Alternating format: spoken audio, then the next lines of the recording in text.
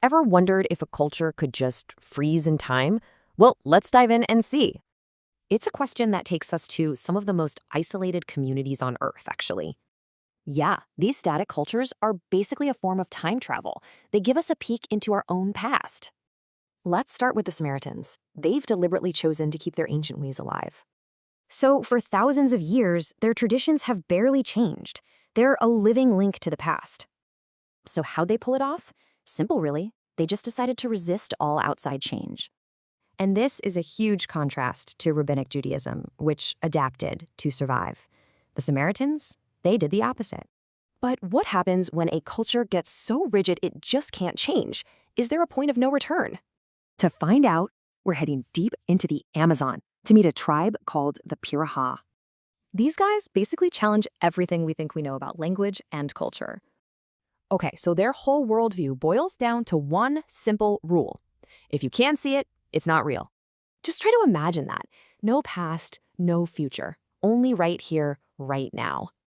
And their name for themselves literally means the straight ones.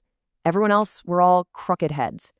So, this missionary, Daniel Everett, spent years learning their super complex language to share his faith. But when he finally told them about Jesus, they just weren't buying it. And for one simple reason. Remember their rule? He hadn't seen Jesus with his own eyes, so to them, his story was worthless. But here's the crazy part. The missionary was making the exact same mistake he accused them of. See, he wanted them to believe his unseen story, while totally dismissing what they could see.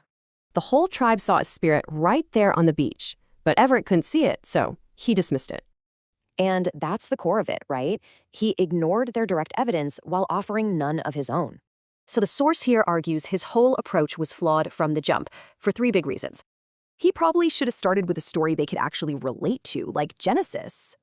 But, this story isn't really just about the Piraha. It's kind of like holding up a mirror.